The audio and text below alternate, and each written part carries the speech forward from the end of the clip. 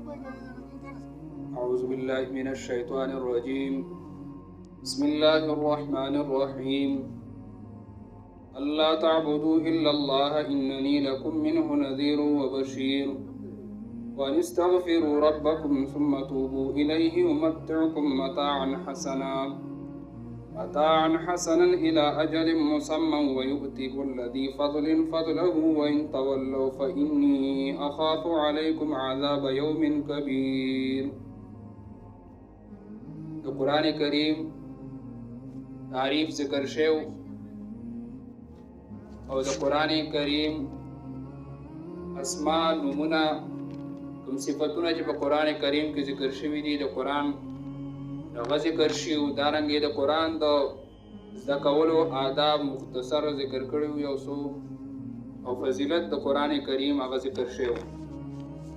نن به دویمه خبره ذکر کوم موضوع د قرآن. پرونه سبق مختصر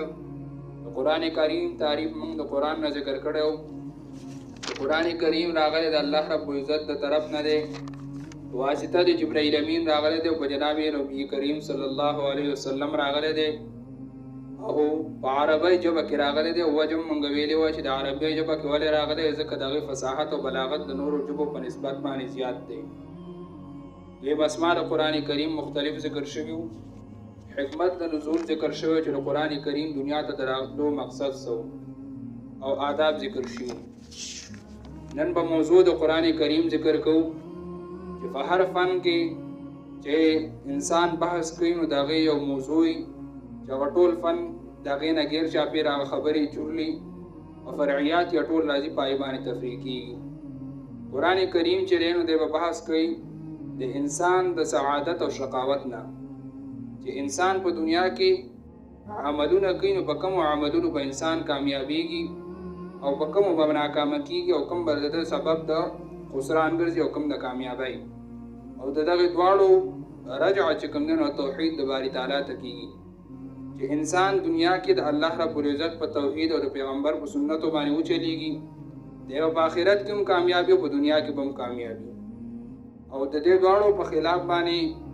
چې د عقاید خرابې شرکیه وي یا چې کوم دی نو د پیغمبر په طریقو کې بدعات راوباسي، دا انسان به چې کوم دی په دنیا هم ناکامه او په آخرت به هم ناکامه. دغه موضوع د ټول قرآن کریم ده. لکه ځای په ځای باندې قرآن کریم دا ذکر کړی ده. سورت هود کې ذکر شوی ده چې الله تعبدوا الا الله انني لكم منه نذير وبشير. د پیغمبر د راتللو مقصد او د پیغمبر میشن دا الله تعبدوا الا الله چې عبادت منه کوئ ما سوا د الله نه، بل چې عبادت منه کوئ صرف د الله عبادت وکوئ. او دارنګې په بل ځای کې چې کوم د سورت ابراهیم کې هم راغلی دي چې هذا بلاغ للناس ولينذروا به وليعلموا انما هو اله واحد وليذكر اولو الالباب. دا قرآن کریم د تبلیغ کتاب دی د عام خلکو لپاره. نور انبیای کرام چې راغلي وو د هغې مقصد صرف د خپل قوم اصلاح کولو، مخصوص قومونو ته راغلي وو. او پیغمبر پاک اگر ټولې دنیا لپاره پیغمبر و نو دارنګې د هغه کتاب او پیغام هم ټولې دنیا لپاره وي. هذا بلاغ للناس دا بیان ټولو خلکو ته دی. ولینذروا به دې لپاره چې دوی ویرولی شي په دې باندې او دوی پوه شي چې هو اله واحد، الله چې کوم دی نو یک تنها هغه د عبادت لایق دی، مشکل کشا حاجت روا دی، بل څوک نشته دی. دا د قرآن موضوع توحید. قرآن په هر صورت کې چې زی راځي نو دغه آخره کې توحید لپاره مسله راوړي. دارنګې په صورت هود کې په بل ځای کې راځي فإن لم يستجيبوا لكم فاعلموا أنما أنزل بعلم الله وأن لا إله إلا هو فهل أنتم مسلمون. وأن لا إله إلا هو دا توحید دا مسله دا په قرآن کریم کې مختلفو صورتونو کې راوړې ده. په هر صورت کې چې کوم دی نو مسله توحید خامخا وي. نو ټول قرآن کریم چې کوم دی نو مسله توحید نه غیر چاپېره ګرځي. مدارج السالکین کې شیخ القرآن رحمت الله علیه لیکلي دي بل نقول قولا كليا أن كل آية في القرآن فهي متضمنة للتوحيد شاهدة به وداعية إليه. بمنګه چې کوم دی نو دا یو اصل او یو قاعده په قرآن کې ذکر کوو چې هر آیت د قرآن کریم چې دی نو متضمن د توحید دی، توحید په هغې کې ذکر دی. هغې باندې هغه چې کوم دی نو ګواه دی او دارنګې داعي دی رابلونکی دی هغې طرف ته. مرقات کې مولا علی قاری رحمت الله علیه دا خبر ذکر کړل چې ان القرآن ما انزل الا لتقریر التوحید، چې قرآن کریم نزول چې شو د لپاره د توحید د بیان شوی دی. نو دا د موضوع قرآن. بل خبره مقاصد ثمانیه چې په قرآن کریم کې کوم اته خبرې ذکر کیږي په ټول قرآن کې، سلور هغه اصول او سلور داغې نه چې کوم دین هغه فروع دي ممدات دي، دغه هغه مدد کوونکي دي او مضبوطوي. هغه کې چې کوم دی اولنې هغه توحید دی. التوحید و ما يتبعه، توحید او دارنګي هغه مسائل چې هغه دا مضبوطي نو هغه به ذکر کوي اول پدې کې. توحید څه ته ویل کېږي؟ توحید په لغت کې هغه نادستن ته ویل کېږي، یعنی یو منل. په شریعت په اصطلاح کې توحید ویل کېږي التوحید اعتقاد عدم الشرك في الالوهیه وخواصها، دا الله رب العزت او حق ذات کې او په صفاتو کې د اولوهیت کې دانګه خواص د اولوهیت کې د الله رب العزت سره بل څوک شریک نه ګڼل، د دې عقیده لرل دا توحید دی. او توحید عقیده دا دومره ضروری دی چې بغیر د دین انسان هغه جنت ته نشي تللی. د دې په خلاف باندې شرک ته چې کوم سړی مشرک و د دې شرکیه عقیده و او د دنیا نه لاړ، نو دغه لپاره په قرآن کې الله ذکر کړی چې ته بچرم چې کوم دین او بهانه نشي کېدی، د هر ګناه بهانه به وشي او که شرک د دنیا نه لاړ نو دې بهانه ورته نشي کېدی، د جنت ته نشي داخلېدلی. نو توحید دا د الله په ذات او په صفاتو د اولوهیت کې په خواص د اولوهیت کې خبر څوک نه شریکول دي د الله سره. دویم تعریف ابن قیم رحمت الله علیه کړی دی چې توحید هغه ثابتول د هغه صفاتو د کمال دي د الله رب العزت لپاره، او د الله رب العزت نزه او پاکي بیانول دي د هغې د ازدادونه، یعنی کوم صفات چې بنده په هغې متصف دی او په هغې کې احتیاج راځي غیر ته محتاجوالی پکې راځي، نو هغه د الله رب العزت نه نفي کول، او الله رب العزت د هغه صفات د کمال ثابتول چې بنده هغه نشي کولی او د اسبابو د پاسه وي، نو دا دې ته توحید ویل کېږي. دا لومبی قسم او بیا د توحید چې کوم دی نو ګڼ قسمونه دي دننه په توحید کې. یو توحید فی ذات دی چې د الله رب العزت په ذات کې چې کوم دی نو هغه یک تنها ګڼل، یوازې ګڼل، بل څوک چې څنګه الله دی داسې بل خدای نه ګڼل، دې ته توحید فی ذات ویل کېږي. لکه مجوسیانو چې کوم دی نو اور یو قسم له خدای ګڼل، د جومیانو به ستوري خدایان ګڼل، دارنګې چې کوم دی نو عیسایان چې کوم دی نو هغوی درې خدایان ګڼي، نو هر قوم چې کوم دی ځان له الهه ګڼلی و. نو توحید فی ذات چې د الله په ذات کې چې کوم دی نو هغه یو ګڼل چې د الله چې څنګه ذات دی داسې بل ذات نشته دی. لکه سورت اخلاص په اولني آیات کې قل هو الله احد، نو ووایه پیغمبره چې الله یو دی نو په ذات کې دغلته توحید فی ذات مراد دی. سورة نحل کې الله رب العزت وقال الله لا تتخذوا الهين اثنين انما هو اله واحد فاياي فارهبون، دغلته د الهین اثنين چې الله رب العزت چې منی وایي دوه خدایان، انما هو اله واحد، اله چې دی خدای هغه صرف دغه یو دی چې الله دی، نو فاياي فارهبون الله زمان او یریږي. نو دغلته د دوه الهانو نفي چې شوی دی نو دا هم دغه توحید فی ذات دی چې څنګه الله دی داسې بل خدای هغه نشته دی. دویم توحید هغه توحید فی صفات دی چې څنګه الله په ذات کې یو دی دارنګې په صفاتو د کمال او د الوهیت کې هم یو دی، چې کوم کارونه او صفتونه د خدایتوب دي نو په دې کې د الله رب العزت سره بل څوک هغسې شریک نه ګڼل. لکه د هغې مثال لکه الله رب العزت بغیر د اسبابو چې کوم دی نو هغه باران وري، بغیر د اسبابو روغول کوي، بغیر د اسبابو بیمارول کوي، بغیر د اسبابو چې کوم دی نو دا هر څه پیدا کړي دي، دا نور سپوږمۍ چې کوم دی دا چلی روزه شپه راولي، بارانونه وري، دا صفات د الله رب العزت هغه لري چې هغه د الله سره خاص دي، په دې کې د الله رب العزت سره بل څوک شریک هغه نه ګڼل. نو دا توحید فی صفات دی چې په صفاتو د الوهیت کې الله یو ګڼل. لکه سورة فاتحه کې دې مثال لکه سورة فاتحه کې راځي الحمدلله رب العالمین، الحمدلله ټول د خدایتوب صفتونه د الوهیت صفتونه کوم چې د الہ سره خاص وي چې په هغې کې احتیاج نه راځي نو هغه خاص د الله دی، رب العالمین چې پالونکی د ټول مخلوقات دی. نو دا چې کوم دی هغه صفات د باری تعالی. دویم په سورة بقره کې راځي الهکم اله واحد لا اله الا هو الرحمن الرحیم.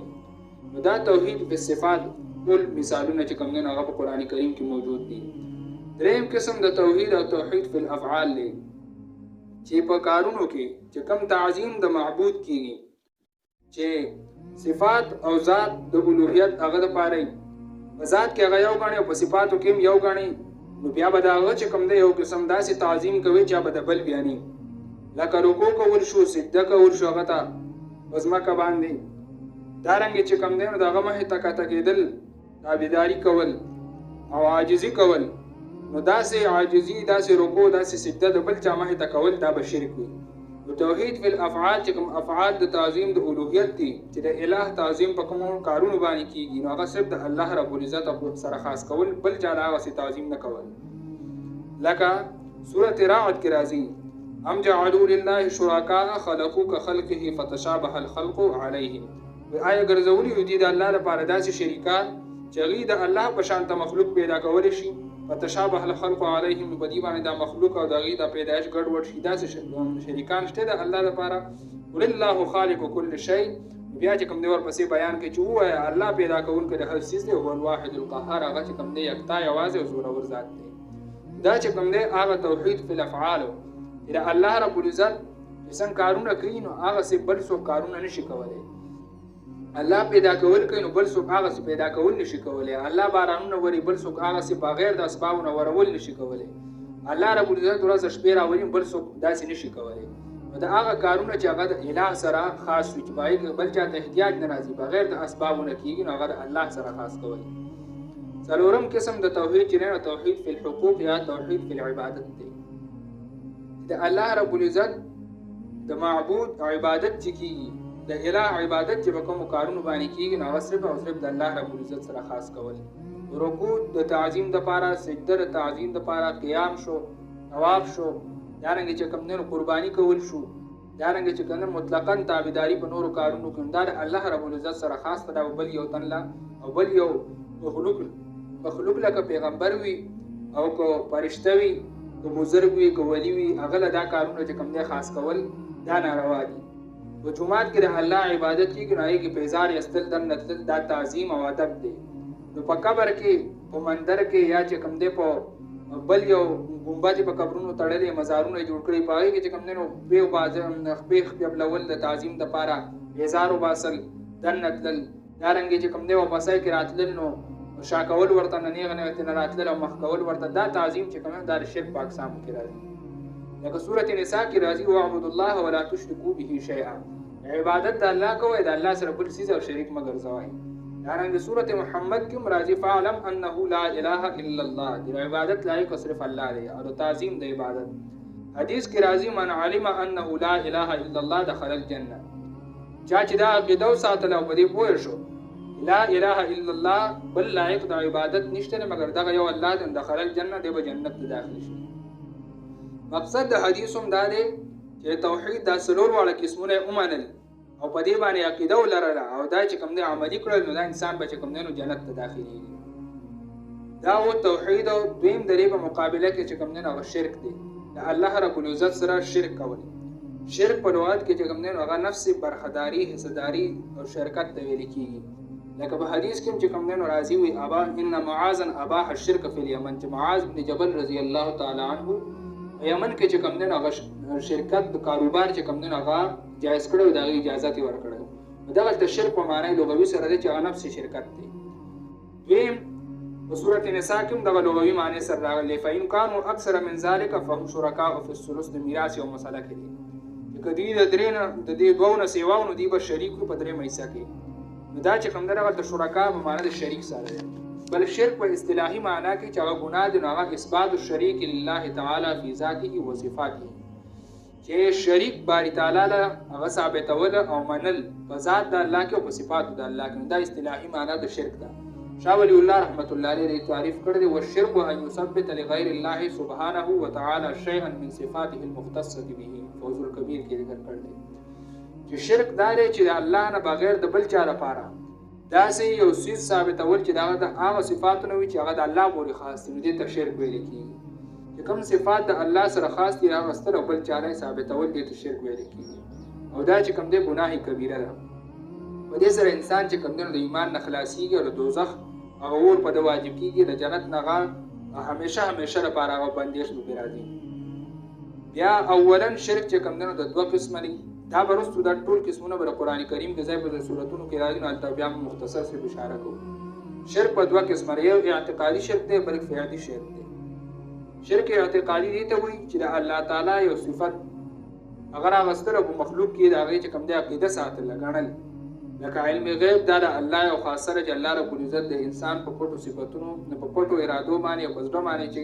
کومې ارادې تېرېږي په زړه کې څه دي په هغې الله پوهېږي.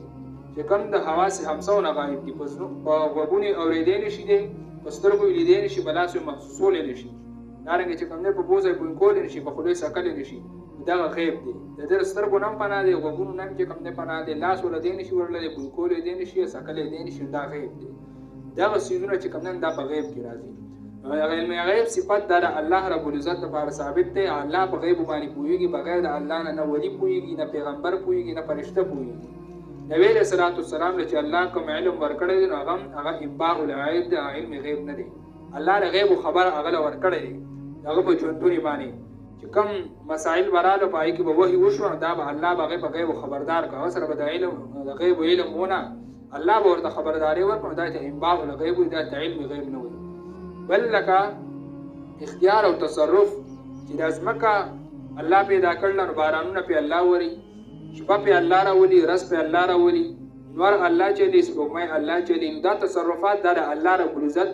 صفت دی او د الله رب العزت خاصره دا د الله نه بغیر بل چا لپاره هغه نشي ثابتولی. که دا د الله نه بغیر د بل چا لپاره ومني نو دا شرک اعتقادي دی، په دې سره انسان چې کوم دی د ایمان نه خلاصېږي. دویم شرک عملي او فعلي دی.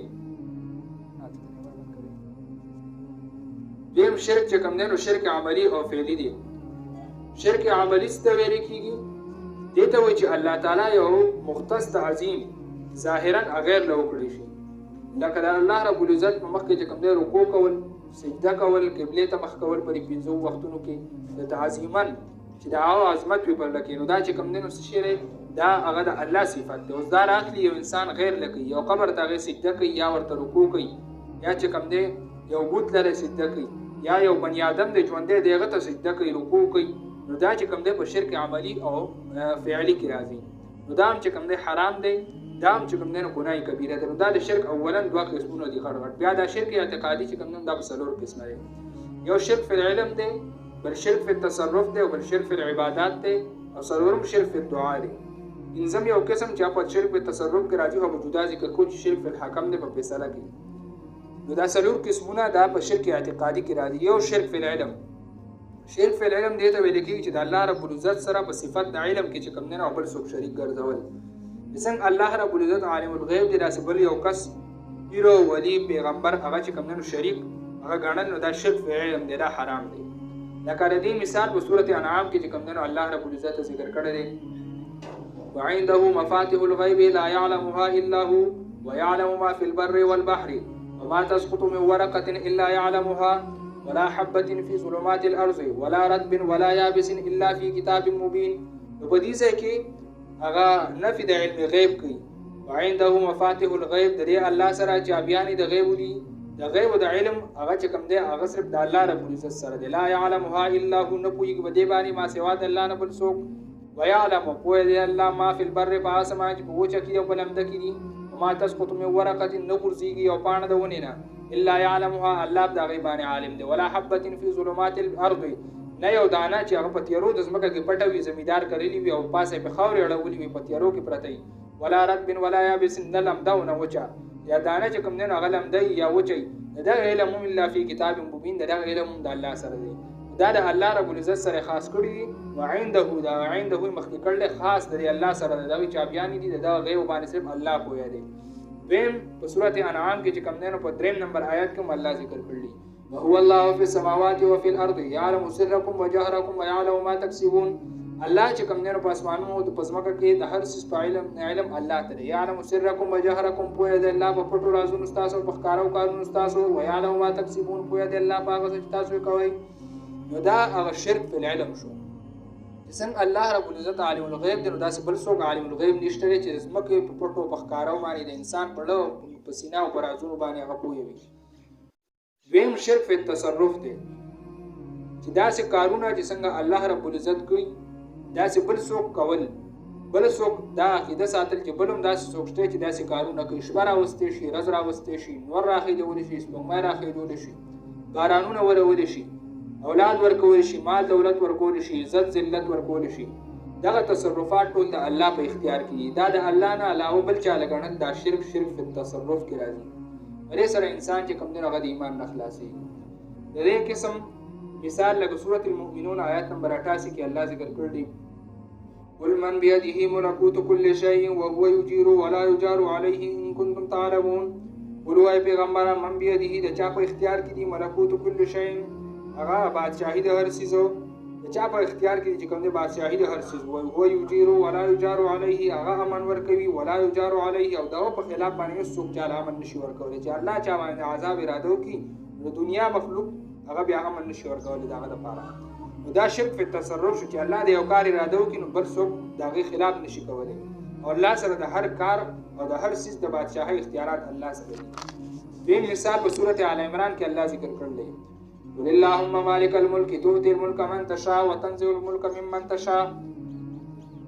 وای پیغمبران اللهم مالک الملک الله هغه مالک او بادشاہ هغه مالک او اختیارمند بادشاہ دی. تو د ملک ورکی د بادشاہي د ځمکې من تشاء چاته چې خوښ شي وخت د چانه چې خوښ شي عزت ورکی چاته چې خوښ شي ذلت ورکی چاته چې خوښ شي بیا د کل خیر د الله بلاس کې خیر دی. انک علی کل شیء قدیر یقینا الله په یقینا تعالی کل شیء قدیر په هر یو څه باندې قدرت لرونکی. الله رب العزت سره د تصرفات او اختیارات د الله سره دي. دا شرک په تصرف اقسام هغه ګڼو مثالونو کې چې کوم دی راځي لکه سورۃ اعراف کې د دې نفي کې د نبی له صلوات والسلام نه الله رب العزت نبی علیہ الصلوۃ والسلام ته یقول یا پیغمبر دی مومنانو ته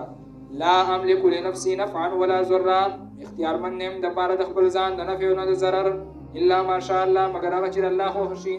نه ځان په خپل بیمارول شم نه ځان چې کوم دی په خپل روغول شم نه ځان د په کوم نه په خپل نفع ورکول شم نه ضرر مگر هغه چې د الله خو شي د الله حکم شي.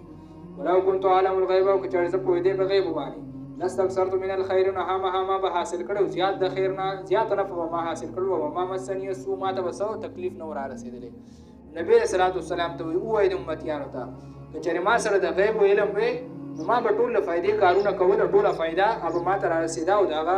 غلط او د مصیبتونو نه چې کوم نه زباچو ځکه چې په غیب انسان پوهیږي مستقبل ټول غیب د کنه را روانه زمانہ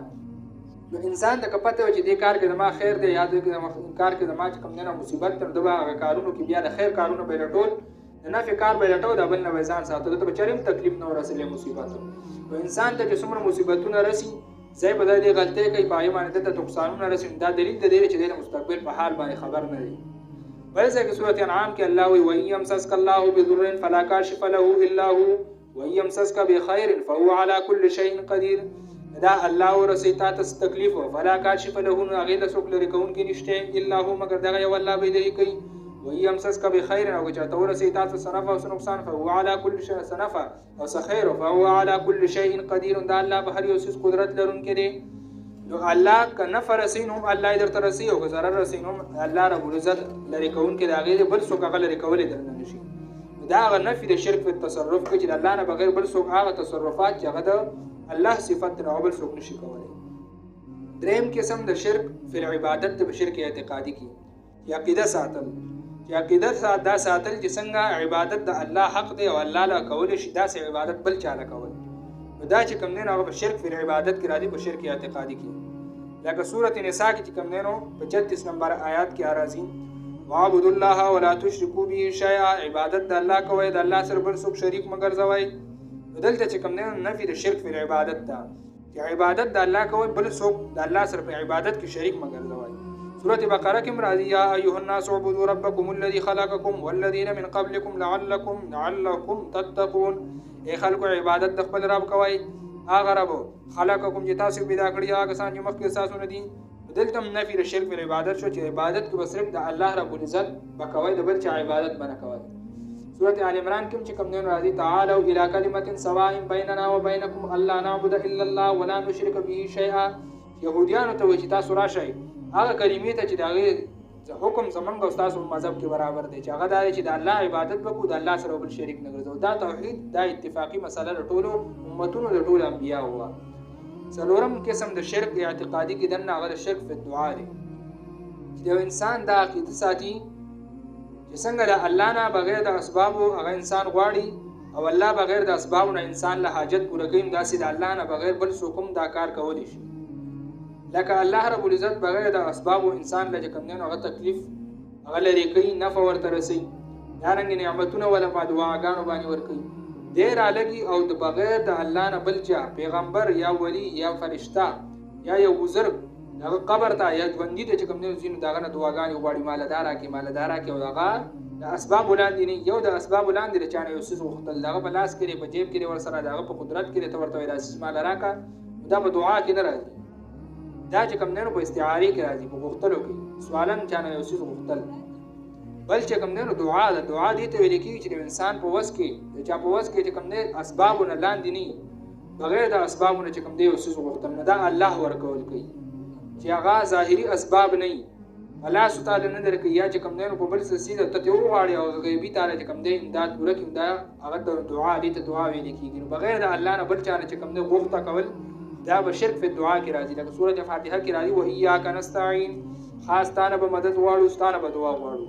دا به خاص د الله رب العزت خاص صفت را بل چا ورکول دا شرک په دعا راځي سورة یونس کې هم راځي ولا تدعو من دون الله ما لا ينفعك ولا يضرك فإن فعلت فإنك إذا من الظالمين مرغ بلا مغواړه دعا مغواړه ما سوا د الله نه ما د هغه چا نه لا ينفعك چې نه تا ته ضرر رسول شي ما د هر هغه څیز نه هغه انسان دی که ګټه ده که ونه ده که بوټی دی لا ينفعك چې تا ته نفع نشي رسولی ولا يضرك نه ته ضرر رسولی شي دا هغه څیز نه به غوښته نه کوي فإن فعلت که چېرې دا کار دی وکړو فإنك إذا من الظالمین یقینا ته به دغه وخت کې د ظالمانو نه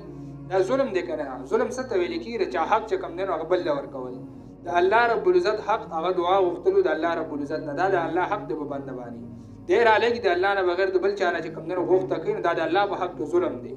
پیغمبر ته الله فإن فعلت فإنك إذا من الظالمين که چېرې دا کار دی وکړو یقینا ته به دغه وخت کې د ظالمانو نه سورة فاطر کې وایي ان تدعوهم لا يسمعوا دعاءكم ولو سمعوا ما استجابوا لكم ويوم القيامة يكفرون بشرككم دا مړي یا د بوتانو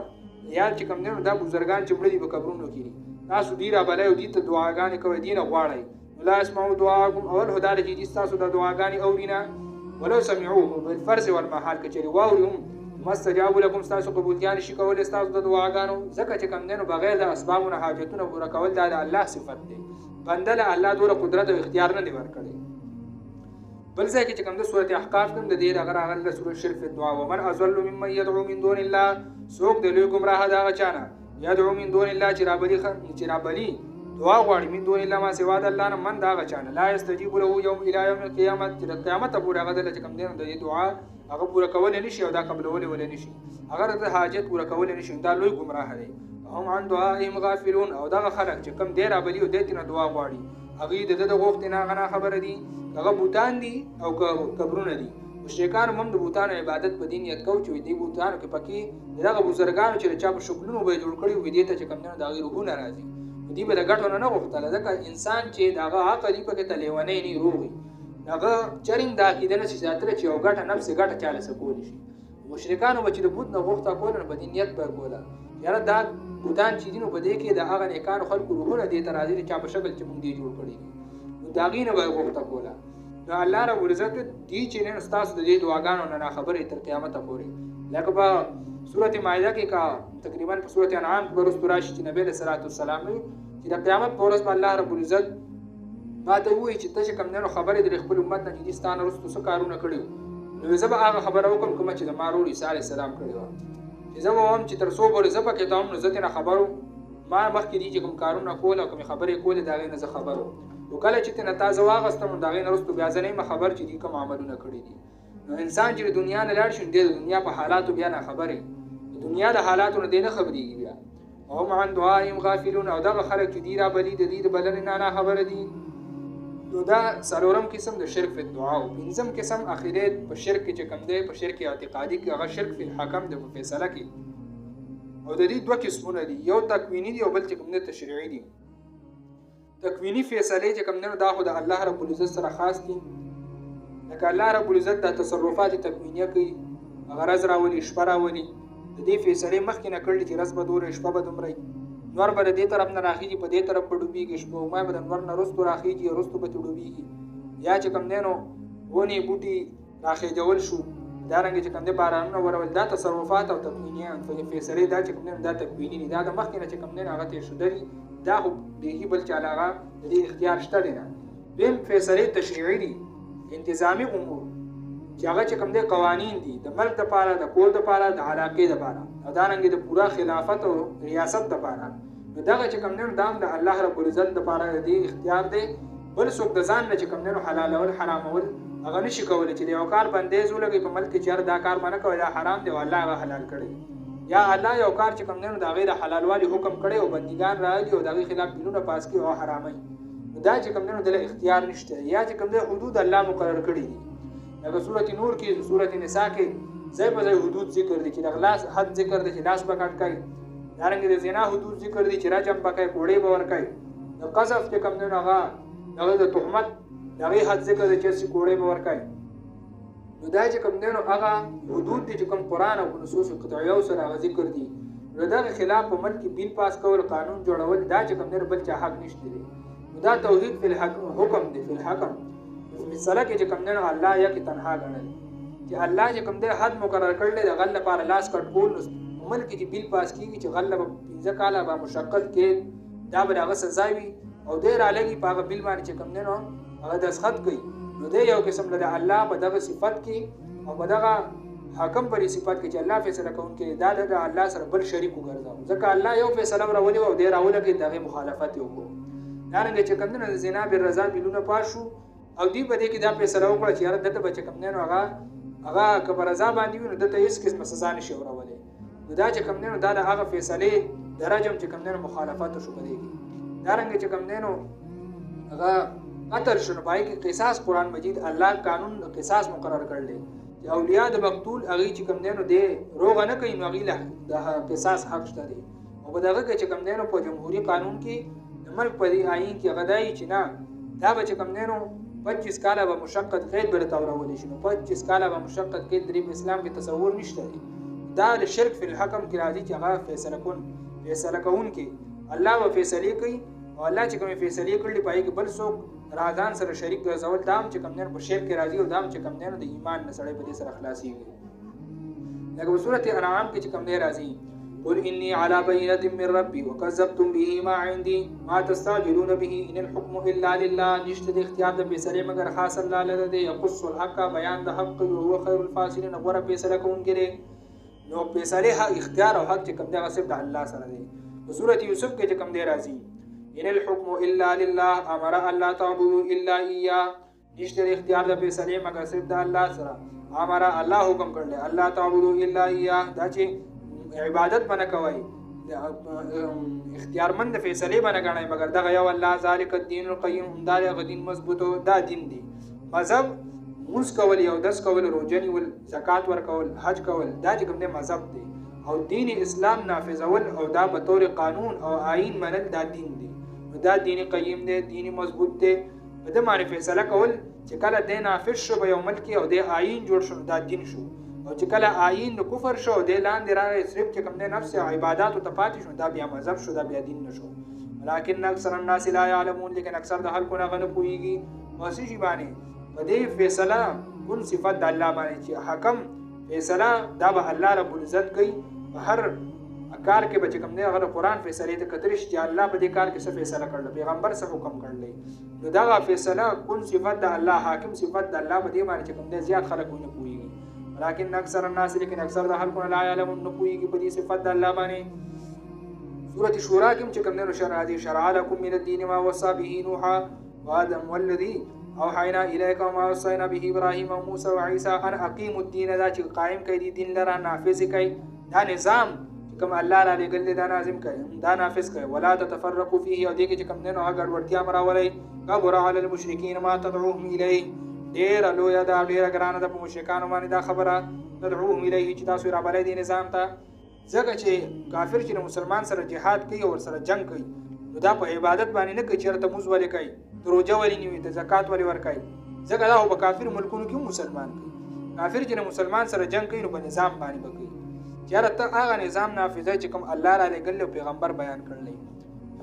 داغه به کوم دین ته بدانه نافذ بلکې من مخلوق چې کوم جوړ کو داغه به کوم دین د دې په مقابله کې ادخ کیږي الله رب العزت په مشرکان باندې د دین اسلام د نفاذ چې دا غي دي تر بلې د قانون غلامای تر بلې تاسو بد الله د قانون غلامان دي دا پای باندې ډیر ګرانه ده دا رنګ نور مثالونه ګڼ دي د دې